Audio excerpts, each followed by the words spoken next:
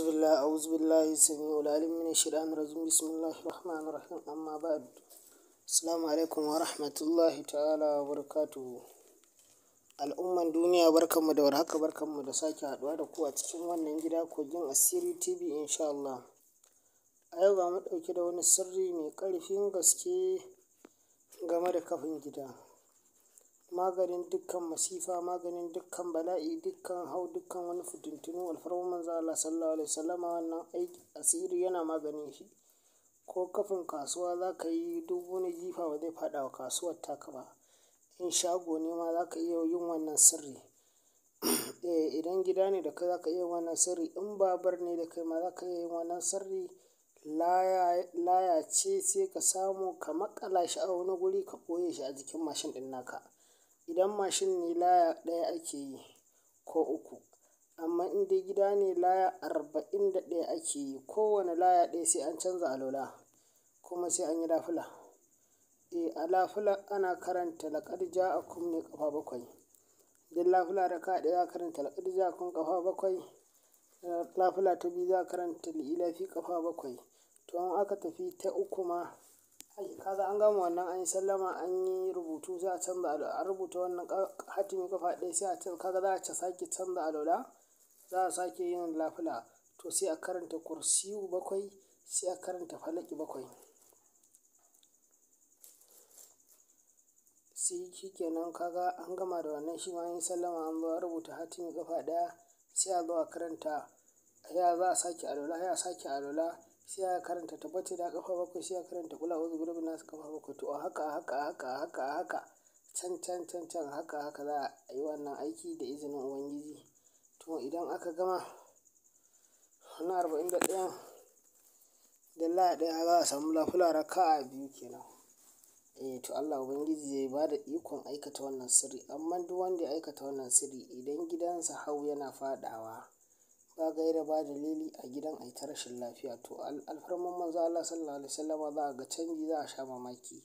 Idan gidan nasa rashin jin magana ya yi yawa ko kuma dai fitintunu ana yawan faɗa a gidan, to da izinin Allah yi wannan aiki ƙwarai da gaske ya binne a tsakiyar gidansa ko ƙofar gidansa. To alfarman manzon Allah sallallahu alaihi wasallam mai shi zai sha mamaki kuma zai ga gudunmawar da Allah zai ba shi. In ka shago ne ka binne ko a tsakiyar shagon ko a farkon shagon. Ƙwarai da gaske idan rumfa ce aka iya binnewa a tsakiyar rumfanka ko a gefen rumfanka. Wannan sirri ne mai girma, sirri ne wanda gaskiya ba a cika fito da irin wannan manyan sirrikan ba. To amma muna fitowa da shi saboda yanayin yadda kuke bibiyan mu, muna kuma yana faranta mana rai. Amma muna umartan yan uwa da nan gaba fa za mu ce duk wanda ya mana subscribe ba zai mana amfani da asirin mu ba.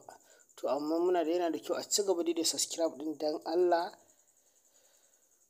saboda a gudu tare a tsira tare. Ganin bibiyan mu da kuke yi al'umman duniya, mu ma shi zai sa mu ƙara jin ƙarfin gwiwa gun fito muku da zuƙaƙƙun al'amura. Kar ku ɗauka wannan abun wai sana'a muka ɗauke shi ko kuma wani abu, ko kuma a duk wanda kuka ga yana harkar social media, harkar na ta taimako ce, ba kowanne da sana'arsa. Ni yanzu da rana in ka zo ka ganni a hakan harkar kasuwa ta, sai ka sha mamaki. Ina riƙe kuɗaɗen da ba ka tunani a harkar kasuwa ta. To wannan abu muna yin sa ne lillahi wa rasulihi, kuma mai neman taimako na iya yi mana magana mai masa abin da yake buƙata da izinin Ubangiji. Kuma ba wai tare da ya tauye mu ko ya hana mu zuwa kasuwa ba, ko kuma kasuwar mu ta hana mu yin wannan aikin.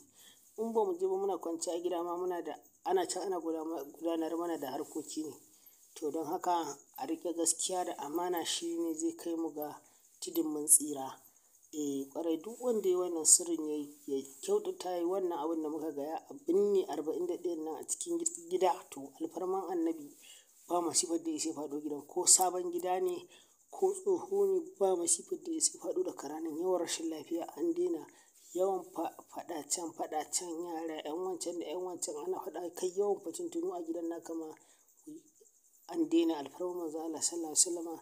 Saboda yanayin ƙarfin asirin mujarrabi ne wallahi. Ba din yan uwa mun ga kuna bibiyan mu a wannan gida namu kogin asiri TV ba za mu rinka fito muku da wannan sirrikan ba, saboda ɓoye su ake yi. A ɓoyen mu a ɓoye su sosai ake yi. So don haka wannan rubutu na nan ƙasa da kuka gani kamar mun rufe shi, yanda kuka ga wancan na sama shi ma haka yake. Saboda yanayin tambaya za a ce mun ɗan rufe ƙasan hatimi. To yanda kuka gan shi kawai ku kalli na saman can sai kuma zuba shi a gurbin gurin insha Allahu haka yake. Kuma muna muku albishir ɗin da za ku yi mamaki, za ku ji daɗin da ba kwa tunani alfarman Manzon Allah Sallallahu Alaihi Wasallama akan wa'annan manya manyan sirrika da muke saka muku kuma kuke amfanuwa da shi saboda matsayin mai gidanmu Sallallahu Alaihi Wasallama. Allah Ubangiji ya sa mu gudu tare mu tsira tare dukkan fitintunu Allah ya yaye mana Najeriyan mu. Allah Ubangiji ya ba mu zama lafiya da duniyar mu gaba ɗaya alfarman Annabi. Allah ya ba mu shugabanni na gari.